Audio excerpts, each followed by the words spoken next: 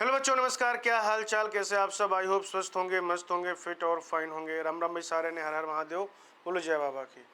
तो बच्चों, अभी इस माइंड मैप में हम लोग डिस्कस करने वाले हैं प्लांट ग्रोथ एंड डेवलपमेंट। ठीक है भाई। प्लांट ग्रोथ एंड डेवलपमेंट जो ये चैप्टर है, अगर हम लोग इस चैप्टर की बात करें तो इसमें हमें पादप वृद्धि के जो विशेषताएं या गुण हैं, उनके चरण हैं, वृद्धि दर है, निरपेक्ष वृद्धि, सापेक्ष वृद्धि है, इन सारी चीजों के बारे में डिस्कस करना है।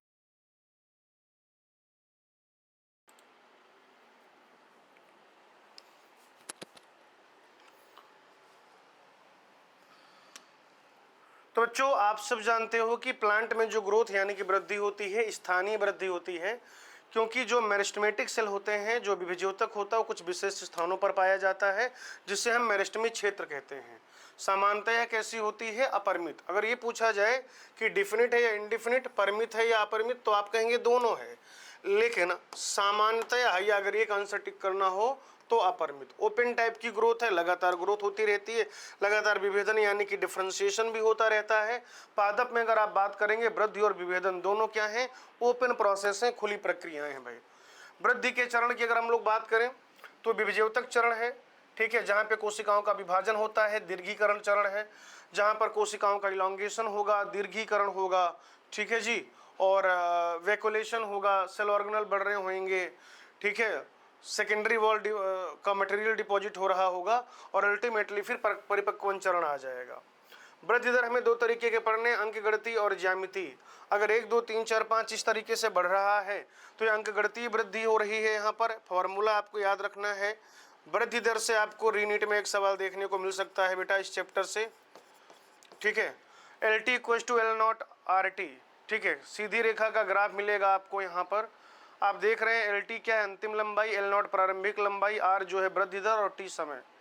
यहाँ पर जब आप देखेंगे तो 1 से 2, 2 से 4, 4 से 8, 8 से 16, 16 से 32, जब इस तरीके की वृद्धि हो रही होगी, ज्यामितीय वृद्धि आप देखेंगे सामान्यतः ऐसा ही होता है। इसमें प्रारंभ में आप देखेंगे धीरे धीरे गति होती है, लैग फेज कहते हैं, फिर बहुत तेजी से ये जो है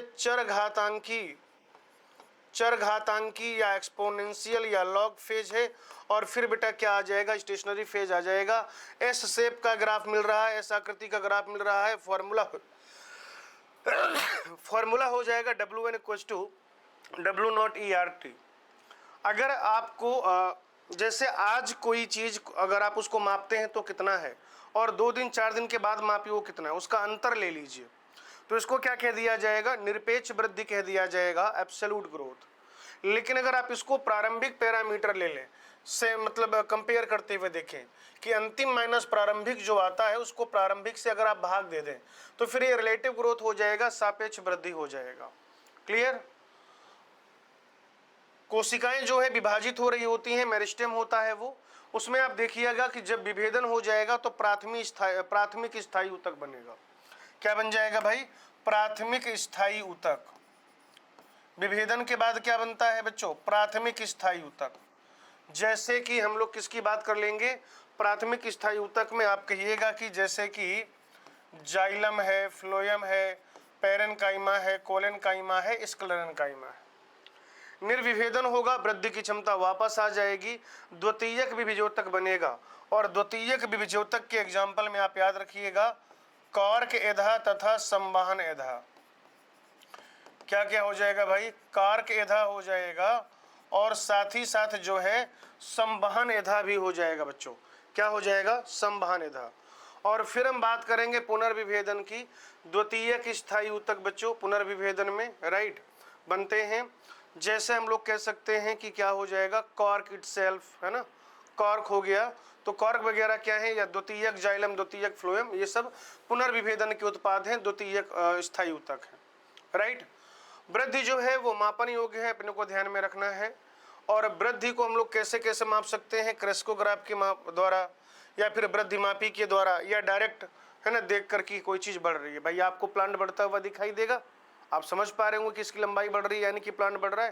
तो ये क्या हो गया? प्रत्यक्ष अवलोकन हो गया बेटा, डायरेक्ट ऑब्जर्वेशन हो गया। क्या क्या पैरामीटर लिया जा सकता है वृद्धि के मापन के लिए? ताजा भार है, शुष्क भार है, लंबाई आप ले सकते हैं, क्षेत्रफल, आयतन या संख्या ले सकते हैं। वृद्धि की क्या क्या दशाएं आपको चाहिए बेटा, तो वाटर चाहिए, ये वाटर जो है उपापचय का माध्यम है। ऑक्सीजन चाहिए मेरे भाई आपको, ऑक्सीजन जो होता है बहुत ध्यान से समझिएगा, एटीपी के निर्माण में सहायक है, या आप ये कह देंगे कि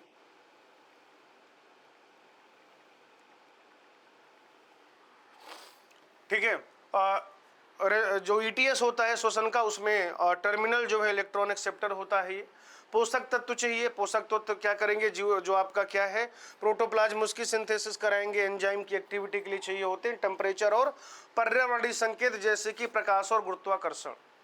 परिवर्धन में वृद्धि और विभेदन दोनों आ जाएंगे, डेवलपमेंट में ग्रोथ और डिफरेंशिएशन दोनों आता है।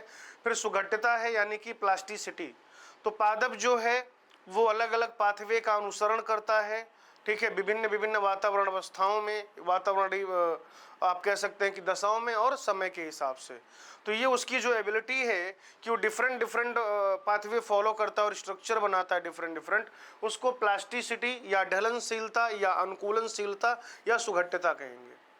ढलनशीलता कह सकते हैं, अनुकूलनशीलता कह सकते हैं, प्लास्टिसिटी कह सकते हैं, या फिर सुघट्यता कह सकते हैं। अब सुघट्यता का उदाहरण है विषमपर्णता। मैंने पहले भी आपको ये बताया था कि इस बार सवाल पूछा जाएगा, 3 मई वाले पेपर में सवाल था, इस रीनीट में पूछे जाने के चांसेस कम है।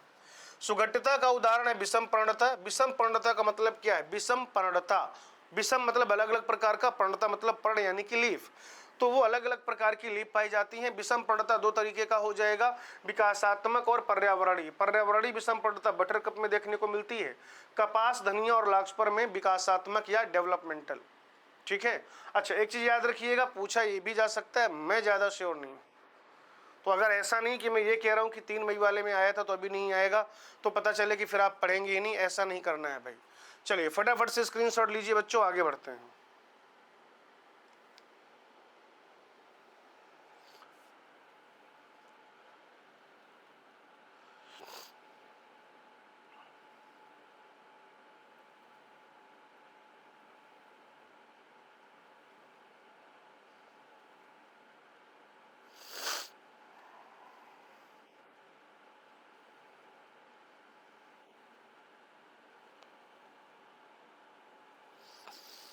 चलिए भाई, अब यहाँ पर आप देखिए कारक जो है वृद्धि के लिए, कुछ बाह्य कारक होते हैं और कुछ आंतरिक कारक होते हैं। बाह्य कारक में प्रकाश है, ताप है, जल है, ऑक्सीजन और पोषक तत्व है। आंतरिक कारक में अगर आप देखेंगे तो इंट्रासेलुलर है और इंटरसेलुलर है। इंट्रासेलुलर में आनुवांशिक कारक जीन वगैरह आ जाएगा, इंटरसेलुलर में आ जाएंगे पादप वृद्धि नियामक यानी कि प्लांट ग्रोथ रेगुलेटर, या जिनको आप क्या कहते हैं बच्चों, प्लांट हार्मोन कह देते हैं। क्या कह देते हैं मेरे भाई, प्लांट हार्मोन कह देते हैं। ये जो प्लांट हार्मोन है 2 तरीके के होते हैं, एक वो जो ग्रोथ को प्रमोट करते हैं जिन्हें वृद्धि उन्नायक कहा जाता है, दूसरे वो जो ग्रोथ को इनहिबिट करते हैं, बाधा पहुंचाते हैं उसमें, उसको स्लो करते हैं, संदमित करते हैं, जिनको वृद्धि संदमक या वृद्धि बाधक कह दिया जाएगा भाई, ठीक है। जैसे अगर आप बात करते हैं बच्चों, जो ऑक्जिन होता है, ऑक्जिन के अलावा जो जिब्रेलिक अम्ल है और फिर साइटोकाइनिन, तो ये तीनों क्या होते हैं बेटा, अगर आप देखिएगा तो ये वृद्धि उन्नायक हैं। और अगर आप बात करते हैं ABA की, ठीक है, और इथाइलिन की, इथाइलिन दोनों होता है, वृद्धि उन्नायक भी होता है, वृद्धि संदमक भी होता है, लेकिन मुख्यतः इसके जो रोल आपको देखने को मिलते हैं वृद्धि संदमक वाले देखने को मिलते हैं। ऑक्जिन जो है इंडोल व्युत्पन्न है, जैसे कि IAA indole acetic acid, IBA indole butyric acid. टर्पिन derivative हो जाएगा जिब्रेलिक अम्ल। साइटोकाइनिन जो है N6 फॉस्फोरिल एमिनोप्यूरिन, एडेनिन का डेरिवेटिव है, एडेनिन व्युत्पन्न है। ABA जो है वो कैरोटिनॉइड का व्युत्पन्न है। इथाइलिन सबसे सिंपलेस्ट होता है बेटा, सिंपलेस्ट है, सबसे हाइड्रोकार्बन है, नॉर्मल सा हाइड्रोकार्बन है बेटा, ठीक है। एथिलीन हो जाएगा, ये C2H4 इसका फॉर्मूला है। ग्रोथ की अगर आप बात करें तो ऑक्जिन में जो है डार्विन ने क्या किया था, प्रकाशानुवर्तन का प्रयोग किया था केंद्रीय घास की ट्रिप पर। अगर आपको याद हो केंद्रीय घास कोलियोप्टाइल टिप पर उन्होंने देखा था कि जिधर से लाइट आ रहा है उधर वो मुड़ जा रहा है, ठीक है। बाद में उसी प्रयोग को आगे कंटिन्यू किया FW वेंट ने, वो जो पदार्थ उसके लिए रिस्पॉन्सिबल था उसको ऑक्जिन नाम दिया। तो अगर आपसे पूछा जाए कि ऑक्जिन की खोज किसने की, ऑक्जिन नाम किसने दिया, FW वेंट ने। और इसने जो अपना प्रयोग किया था वो जई का जो होता है, जई या जो कह लीजिए, उसके जो है कोलियोपटाइल टिप पर किया था। जिब्रेलिक अम्ल आप जानते हैं कि जो धान है जापान में 1926 के आसपास देखा गया कि वहाँ पर धान की लंबाई बढ़ रही है, लेकिन उसमें क्या हो रहा है बेटा, फल यानी कि सीड नहीं लग रहे हैं। बाद में पैथोजन पता लगाया गया, जिब्रेला फ्यूजिकोराई बेकेन डिजीज थी जिसको फुली सीडलिंग बीमारी कहते हैं, उसके लिए रिस्पॉन्सिबल होगा जिब्रेला फ्यूजिकोराई नाम का पैथोजन, जिसमें से क्या मिल रहा था, जिब्रेलिक एसिड। और ये बात हमें किसने बताई, ई कुरोसावा ने। साइटोकाइनिन जो है, स्कूगर को उसके जो कोवर्कर थे वो तंबाकू इंटरनोड के पित्त पर काम कर रहे थे। जब वो अकेले ऑक्सीजन डाल रहे थे तो पित्त का प्रचुरन नहीं हो रहा था, डिवीजन नहीं हो रहा था। लेकिन जब उन्होंने उसके साथ नारियल पानी या वेस्कुलर बंडल का सत्व, ये सारी चीज़ें डाली, तो वहाँ पर उन्होंने क्या देखा कि फिर वो जो है डिवीजन होने लगा। मिलर ने देखा कि वो जो पदार्थ है उसका रोल है सेल डिवीजन में। फिर स्कूग और मिलर ने क्या नाम दे दिया था बच्चों, काइनेटिन नाम दे दिया था। नोट करिए भाई फटाफट से। 3 इंडिपेंडेंट रिसर्चर थे जिन्होंने ABA को खोजा था, इसको नोट कर लीजिए मेरे भाई।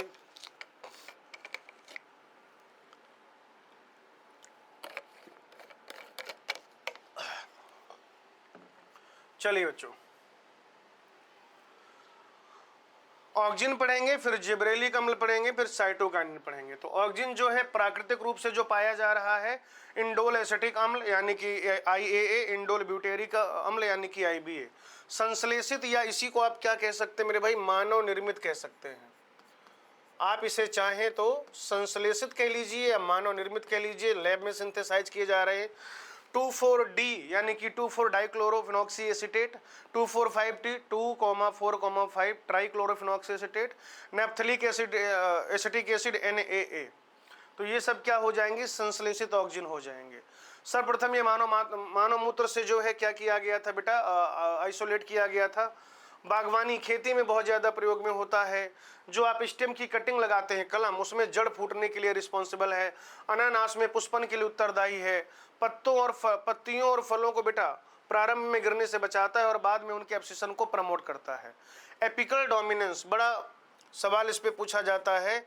शिखाग्र प्राधान्यता, ठीक है भाई, शिखाग्र प्राधान्यता यानी कि एपिकल डोमिनेंस, ये क्या कराएगा बेटा, ये जो है एपिकल बर्ड्स की ग्रोथ कराता है, लिटरल की ग्रोथ को रोकता है।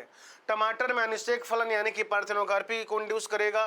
2,4-D जो है वो डाइकॉट का खरपतवार नाशी है। तो जब हम ये मोनोकॉट को क्या करता है बेटा, जो मेच्योर मोनोकॉट है उनको कोई हार्म नहीं पहुंचाता। तो जैसे हमें लॉन वगैरह तैयार करना है, बढ़िया हमने घास वास लगाई है, तो वीड फ्री लॉन को प्रिपेयर करने में ये यूज में आता है, ताकि वहाँ पर कोई भी डाइकॉट वीड जो है खरपतवार वो वहाँ पर ना उगे, खरपतवार नाशी होता है। जाइलम का विभेदन कराता है और साथ ही साथ कोशिका विभाजन में भी सहायक होता है। क्लियर है बच्चों। इसके बाद बात हम लोग करेंगे जिब्रेलिक अम्ल की। अम्लीय होता है, ठीक है भाई, अम्लीय होता है बच्चों। नाम क्या है, जिब्रेलिक अम्ल, ठीक है ना, जिब्रेलिक अम्ल नाम है। अम्लीय प्रकृति का होता है। 100 से अधिक जिब्रेलिक अम्ल आजकल खोजे जा चुके हैं, जैसे GA1, GA2, GA3, GA4, GA10, GA50, GA125, GA100 वगैरह वगैरह। सबसे पहले जो डिस्कवर किया गया था वो GA3 था। नेमिंग के हिसाब से GA3 है, सबसे पहले डिस्कवर किया गया, सबसे ज़्यादा यूज किया जाता है। यह अक्ष की लंबाई बढ़ा देता है, अंगूर के डंठल की लंबाई बढ़ा देगा ताकि ज़्यादा अंगूर लग पाएँ, जो है सेब के सेब को इम्प्रूव करता है, ठीक है, जरावस्था को जल्दी आने से रोकता है, माल्टिंग का प्रोत्साहन करता है, शराब उत्पादन में हेल्प मिलती है। गन्ने के खेत में जो पैदावार है भाई, गन्ने के खेत में पैदावार को ये 20 टन प्रति एकड़ बढ़ा देता है, 20 टन प्रति एकड़ तक बढ़ा देता है। जो शंकुधारी वृक्ष हैं उनमें जो है अर्ली सीड प्रोडक्शन करता है, परिपक्वता जल्दी ले आता है, उनके वेजिटेटिव फेज को कम कर देता है। जो रोजेटी पादप हैं, रोजेटी पादप का क्या मतलब होता है कि जहां पर रिड्यूस्ड इंटरनोड पाए जाते हैं, जहां पर क्या पाया जाता है मेरे भाई, रिड्यूस्ड इंटरनोड, उसमें फ्लावरिंग से पहले क्या है, इंटरनोडल इलोंगेशन कराते हैं, उसको बोल्टिंग कह दिया जाएगा। इंटरनोडल इलोंगेशन को बोल्टिंग कहेंगे। ऐसे जो रिड्यूस्ड इंटरनोड वाले पादप हैं उनको रोजेटी पादप कह दिया जाएगा। उदाहरण के तौर पे आप याद रख सकते हैं, जैसे चुकंदर है, पत्ता गोभी है, वगैरह वगैरह। क्लियर। आइए हम साइटोकाइनिन के बारे में पढ़ लेते हैं। ये जो साइटोकाइनिन है, हेरिंग फिश स्पर्म DNA से आइसोलेट किया गया, ठीक है, autoclaved herring fish sperm DNA। प्राकृतिक रूप से पौधों में काइनेटिन नहीं पाया जाता है, प्राकृतिक रूप से पादपों में काइनेटिन नहीं पाया जाता है। पादप का जो स्वरूप वहां पर प्रेजेंट है बच्चों, वो क्या है, वो है जियाटिन। जो तीव्र कोशिका विभाजन वाले क्षेत्र हैं, मेरिस्टेमेटिक क्षेत्र हैं, यंग लीफ फ्रूट है, वहां पे जो है ज्यादा सिंथेसाइज होता है। हरित लवक के फॉर्मेशन को प्रोत्साहित करेगा, पार्श्व प्ररोह वृद्धि को प्रोत्साहित करेगा, अपस्थानिक प्ररोह वृद्धि को जो है प्रोत्साहित करेगा। पोषकों के संचरण को बढ़ावा देता है ताकि लीफ ज्यादा समय तक हरी बनी रहे। रिच मॉन्ड लैंग इफेक्ट कहते हैं इसको, और ये एपिकल डोमिनेंस से छुटकारा दिलाता है। याद रखिएगा बच्चों, जो ऑक्जिन है वो एपिकल डोमिनेंस को बढ़ावा देता है। ऑक्जिन क्या करता है, एपिकल डोमिनेंस को बढ़ावा देता है, जबकि जो साइटोकाइनिन है वो एपिकल डोमिनेंस से छुटकारा दिलाता है।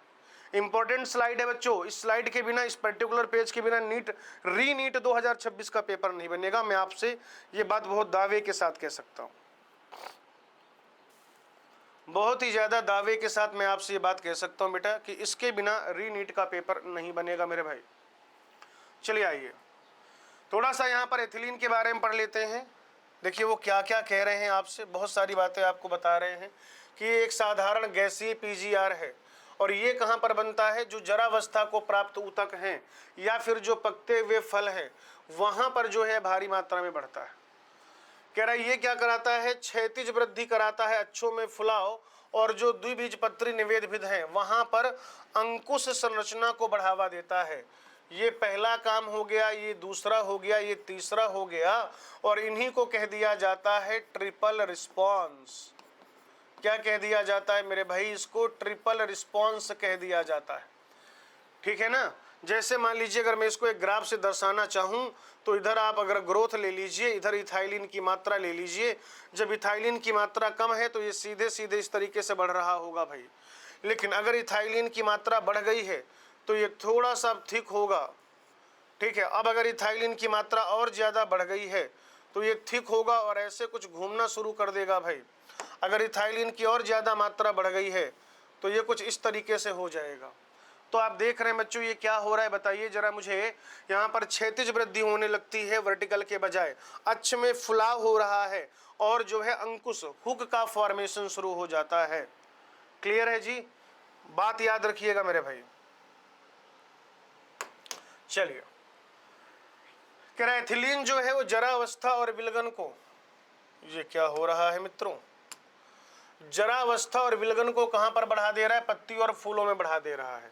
ये फलों के पकने में बहुत ज़्यादा प्रभावी है, बहुत इंपॉर्टेंट रोल है इसका फलों के पकने में, और ये श्वसन की गति को बेटा बढ़ा देता है। इसको हम लोग क्या कह देते हैं, क्लाइमेक्टिक श्वसन कह देते हैं, क्लाइमेक्टिक रेस्पिरेशन, क्लाइमेक्स के टाइम पे रेट ऑफ रेस्पिरेशन को बढ़ना।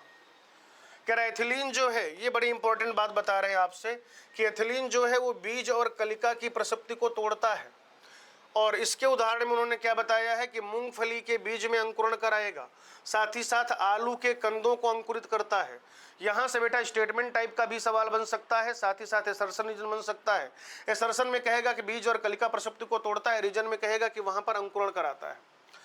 कह रहा है एथिलीन जो है वो गहरे पानी के जो धान के पौधे हैं, एथिलीन गहरे पानी के जो धान के पौधे हैं उनमें रैपिड इंटरनोडल एलोंगेशन करा देगा। ठीक है ना, और साथ ही साथ प्रोरोह का जो ऊपरी भाग है वो हमेशा पानी से ऊपर बना रहे, इस तरीके से वृद्धि कराता है। कह रहा है एथिलीन का अगर आप एक और ग्रोथ प्रमोटरी एक्शन देखेंगे तो ये रूट की ग्रोथ कराता है और मूल रोम के बनने को प्रोत्साहित करता है। तो आप समझिए अगर रूटिंग ज़्यादा हो रही है, रूट ज़्यादा बन रहा है, मूल रोम ज़्यादा बन रहे हैं, तो अवशोषण का क्षेत्र क्या हो जाएगा मेरे भाई, बढ़ जाएगा। यानी कि कहीं ना कहीं जो इथाइलिन है वो एब्जॉर्प्शन के क्षेत्रफल को बढ़ा देता है। एथिलीन जो है वो अनानास को फूलने, ये बड़ा इंपॉर्टेंट है, अक्सर करके पूछा जाता है, पहले भी पूछा जा चुका है कि अनानास को फूलने और उनमें फल समकालिता में सहायक है। आम में फ्लावरिंग को बेटा ये क्या करता है, इंड्यूस करता है, बहुत सारे फिजियोलॉजिकल प्रोसेस को कंट्रोल करता है, अतः ये कृषि में बहुत ज़्यादा यूज होने वाला पीजीआर है। कह रहे सर्वाधिक व्यापक तौर पर इसका जो यौगिक यूज होता है उसे इथेफॉन कहते हैं। इथेफॉन का जो जलीय घोल है वो आसानी से क्या होता है, डिफ्यूज होता है, पौधे के अंदर संचरित होता है, तो उसका जलीय घोल डाल देते हैं और फिर वो क्या करेगा, इथाइलिन मुक्त करेगा, और इथाइलिन खुद अपने बनने को क्या करती है, उत्प्रेरित करती है। कह रहे जो इथेफॉन है टमाटर और सेब में फलों के पकने की गति को बढ़ा देता है, साथ ही साथ ये बिलगन की तीव्रता को, मतलब बिलगन को भी जल्दी जल्दी वो गिरे टूट के फल, उस बिलगन को भी क्या करता है बेटा, तीव्रता प्रदान करता है। ये कुकुरबिट्स में मादा पुष्पों को बढ़ा देता है और उसकी वजह से क्या हो जाता है, पैदावार बढ़ जाती है। बच्चों ये मैं लिख के नहीं लाया, बहुत सारे रोल थे इसके, ठीक है। तो आपके पास एनसीईआरटी तो होगी ही सही, तो आप लोग बच्चों इसको एनसीईआरटी में जरूर मार्क करिएगा। फिर है बेटा यहाँ पर अगर हम लोग देखें तो जो एब्सिसिक एसिड है, कह रहा है एब्सिसिक एसिड जो है उसकी जो खोज हुई थी वो विलगन और प्रसुप्ति को नियमित करने में उसकी भूमिका के लिए हुई थी, ठीक है ना। एब्सिसिक एसिड की जो खोज हुई थी विलगन और प्रसुप्ति को नियमित करने में उसकी भूमिका के लिए हुई थी, कह रहा है। लेकिन इसके भी बहुत सारे रोल हैं। हालांकि अगर आप देखें तो एक सामान्य पादप वृद्धि और पादप उपापचय में, यानी कि प्लांट की मेटाबॉलिज्म में जो ये है एब्सिसिक अम्ल, ये क्या करता है बच्चों, एक निरोधक की भूमिका निभाता है, निरोधक हार्मोन का काम करता है। कह रहा है एबीए जो है बीज के अंकुरण का निरोध करता है, ठीक बात है भाई। साथ ही साथ ये क्या करेगा, एपिडर्मिस बाह्य त्वचा में जो रंध्र हैं, रंध्रों के बंद होने को भी क्या करता है, प्रोत्साहित करता है बच्चों। कह रहा है ये जो है पौधे को क्या करेगा, विभिन्न प्रकार के तनावों को सहने की क्षमता देता है, इसीलिए इसको क्या कह देते हैं बेटा, स्ट्रेस हार्मोन। स्ट्रेस हार्मोन या तनाव हार्मोन, ये मैं अक्सर बच्चों को बताता हूं कि जो एब्सिसिक अम्ल है, एब्सिसिक अम्ल को स्ट्रेस हार्मोन या तनाव हार्मोन इसलिए नहीं कहते कि ये पादप को तनाव देता है, बल्कि इसलिए कहते हैं क्योंकि ये पादप को विभिन्न प्रकार के तनावों से बचाता है। एब्सिसिक एसिड का एक बहुत इंपॉर्टेंट रोल है कि बीज का डेवलपमेंट, उसका मैच्योरेशन प्रसुप्ति में बहुत महत्वपूर्ण भूमिका निभाता है। कह रहा है प्रसुप्ति को जो है प्रेरित करने से एबीए क्या करेगा, सीड को जल शुष्कन और मतलब वाटर की कमी है या अगर कोई और जो परिस्थितियां प्रतिकूल हैं उनसे बचाता है। क्यों, क्योंकि अगर वो प्रसुप्त नहीं, बीज जो है डोरमेंट नहीं रहेगा और बिना फेवरेबल कंडीशन के जर्मिनेट करने की कोशिश करेगा तो हो सकता है जर्मिनेशन के दौरान ही वो सीड जो है खराब हो जाए। Clear. Most of the function में ये क्या होता है, जिब्रेलिक एसिड का विरोधी होता है। क्लियर। दो छोटे छोटे कॉन्सेप्ट और हैं एक एक लाइन के, एक कॉन्सेप्ट है पूरक हार्मोन और दूसरा है विरोधक हार्मोन। पूरक हार्मोन क्या है भाई, कह रहा जब दो हार्मोन किसी कार्य में समान प्रभाव डालते हैं, जब दो हार्मोन किसी कार्य में समान प्रभाव डालते हैं तो उसको क्या कह दिया जाएगा, उन हार्मोन को पूरक हार्मोन। जैसे इथाइलिन और एबीए दोनों क्या करते हैं, विलगन को बढ़ावा देते हैं, ठीक है। विलगन एक काम है, दो हार्मोन दोनों विलगन को बढ़ावा दे रहे हैं तो ये क्या हो गए, पूरक हार्मोन। अगर एक विलगन को बढ़ावा देता, एक विलगन को संदमित करता तो क्या हो जाते, विरोधक हार्मोन, ठीक है ना। तो इथाइलिन और एबीए दोनों क्या है बेटा, विलगन को बढ़ाते हैं तो ये पूरक हार्मोन है। लेकिन वहीं पर जब दो हार्मोन किसी भी फिजियोलॉजिकल फंक्शन में क्या करते हैं, अपोजिट इफेक्ट डालते हैं, विपरीत प्रभाव डालते हैं तो उनको क्या कह दिया जाता है, विरोधक हार्मोन। जैसे अगर हम एपिकल डोमिनेंस के एग्जाम्पल से समझे मेरे भाई, शिखाग्र प्राधान्यता या एपिकल डोमिनेंस के एग्जाम्पल से अगर हम समझेंगे तो बच्चों ऑक्सिन जो है वो शिखाग्र प्राधान्यता को बढ़ावा देता है, साइटोकाइनिन जो है वो शिखाग्र प्राधान्यता से छुटकारा दिलाता है। ये दो लाइनें ऐसी हैं बेटा जहां से रीनीट में सवाल बनना चाहिए। ये एक ऐसा कॉन्सेप्ट है जो यूजुअली अभी इधर कई सालों से नहीं पूछा गया है, ठीक है ना। तो इस कॉन्सेप्ट पे असर्शन रीजन स्टेटमेंट या जो 4-5 स्टेटमेंट होते हैं किसी ना किसी तरीके का, ठीक है भाई, किसी ना किसी तरीके का एक सवाल जरूर बनेगा। आप चाहें तो स्क्रीनशॉट भी ले सकते हैं बेटा। अपना माइंड मैप इसलिए भी इफेक्टिव होता है क्योंकि मैं बीच में बहुत सारी बातें नहीं करता हूँ आपसे, ठीक है ना, सिर्फ पढ़ाई की बातें होती हैं यहाँ पर। और अभी प्लांट फिजियो हो गया, जल्दी ही हम 1 या 2 दिन में इसका क्वेश्चन प्रैक्टिस भी कर रहे होंगे, तो आप लोग अपनी तैयारी मुस्तैद रखिएगा। और सबको जब इसका क्वेश्चन प्रैक्टिस सेशन होगा तो सारे बच्चों को बेटा सारे सवाल लगाने होंगे, ठीक है जी। तो हंसते रहिए, मुस्कुराते रहिए, पढ़ते रहिए, लिखते रहिए, लेक्चर रिवाइज करते रहिए, डीपीपी सॉल्व करते रहिए और रीनीट के लिए अपने झंडे बुलंद रखिए। आज की कथा यहीं तक, आगे I will take it on next class. Thank you, धन्यवाद। भारत माता की जय।